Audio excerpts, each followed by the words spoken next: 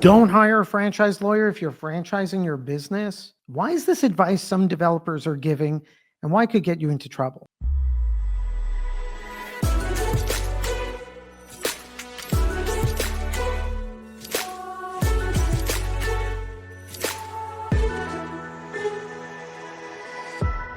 If you've been a subscriber and member of our channel, you know why franchising is a legal first process, why we want to build the right legal foundation, protect your future franchise, build it as if you're selling it 5 years from now, as if you were selling it to private equity. And along the way, make sure you comply with the franchise laws, mitigate liability and exposure. Your legal is the foundation for the business that you're building. So why did a developer tell one of our clients, don't sign up with Internicola, don't hire them? Reason why? Because they're only a franchise law firm. When the client questioned that statement, the developer said, well, you need an operations manual and they don't prepare them. This information's so bad, it's almost so desperate, right? Franchising, legal first, you need a lawyer. What was insightful is that this franchise developer is charging tens of thousands of dollars more and gives a list of deliverables that are form over substance. They're not real. And what the client noted is, said, Charles, what I found ironic about their statement, when they said, don't hire Internicola because they're only a franchise law firm, I looked at the list of deliverables that they promised me, and it looks like 90% of it is legal. And I asked them if they're a law firm, and they said no. So how does this all work? Look, franchise developers, maybe some could help with franchise sales and brand positioning, but I don't really see that to be the case. And what they're trying to do is prepackage services to make it sound like you have franchising in a box and just pay them and you're going to enter the marketplace the right way. This developer also promised to give them access to trade shows. And I'll explain at the end why that's a trap and a waste of more money. But now into the deliverables. Let's discuss what they promised. And again, at a fee 10, 20, 30,000 plus more than what we're charging, than what they need to spend. I'm also going to discuss how you should approach your operations manual. So looking through the list of deliverables, they're promising to work with the client about royalty structures, franchise fees, territories.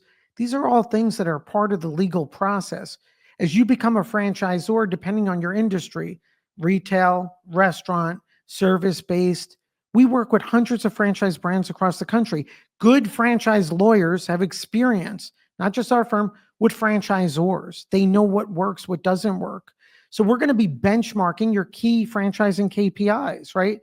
Depending on your industry, depending on the type of business, depending on the opportunity profile you're offering, right? Supplemental income, income replacement. We're going to be setting the foundation and recommending to you initial franchise fees, royalties, how we structure royalties, how we structure local marketing, our recommendations, industry standards, benchmarking. And why do we know this better than a developer? Because we're not only there on day one when you become a franchise, we're there throughout the journey as a franchisor.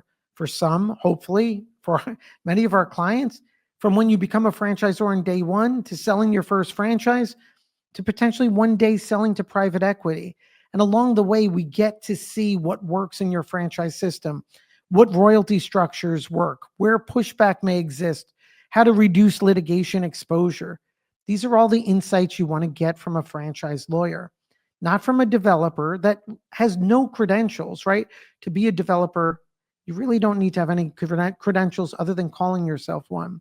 So the first set of deliverables are the core underpinnings of the FDD, of how you're going to set up your franchise system. Continuing on their listed deliverables. Now, this is a development company that is not they're not franchise lawyers. What did they say they're going to do? That they're going to develop your FDD, that they're going to prepare your franchise agreement, that they're going to prepare your legal documents, your legal infrastructure, and from there, file with states and help you satisfy your regulatory requirements. That was 80% of the proposal they provided. And what this developer, in my opinion, is doing is trying to conflate legal and prepackaged legal, even though they're not lawyers. And in the end, you're going to be paying a lot more money. As to the operations manual, so within their package, they had proposed that they'll prepare the operations manual. There you have to keep in mind there's form over substance. Is this a company just dedicated to providing exceptional operations manuals? Or are they sending this to an independent contractor? And is it really form over substance?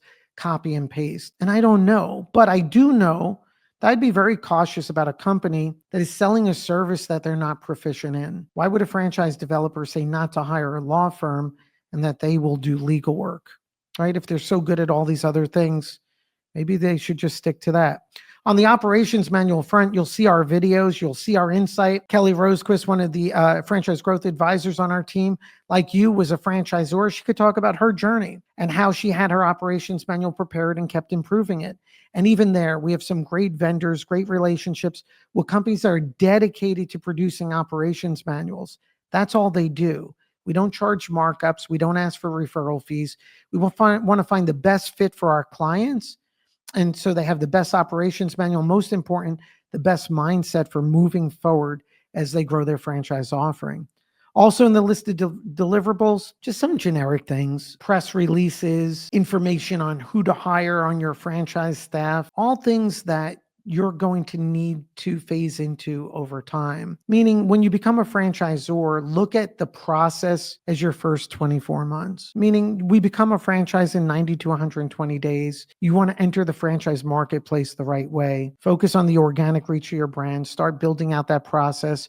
We're there with our clients, right? And there's that guidance and coaching. What you don't want to do is overspend on the franchising process because a developer has presented it as a franchise in a box. And in this case, they were trying to leverage the operations manual. They were completely overlooking the fact that this is a legal process, that you need a lawyer, that you want to be protected. And they're saying, hey, a law firm doesn't do operations manuals. And we don't, right? For good reason. You want to specialize. So we have really good specialists that do operations manuals. Also, some of our clients prepare their own and they just make them better over time. But we want to be strategic. You want to know what you're paying for and the value you're getting. And now this developer that says they're preparing franchise agreements, FDD, and state compliance, if 2 to 3 years from now you have a legal problem and you go to them, are they going to say they cover you? Or they're going to say, well, we're not lawyers? Or in the fine print of our agreement, we told you review it with your lawyer, and that winked at you that you don't need to have a lawyer review it. Or that we had our in-house lawyer prepare it, and that somehow you should just accept that. I think you know the answer. So did our client. And I don't mean to be negative, but if you're a developer, do a great job in whatever you do, but always understand it's franchise, it's legal first. Let's get the FDD developed the right way, the franchise agreement developed the right way, your registrations the right way, protect your trademarks, setting up your franchise company, enter the right way with franchise best practices.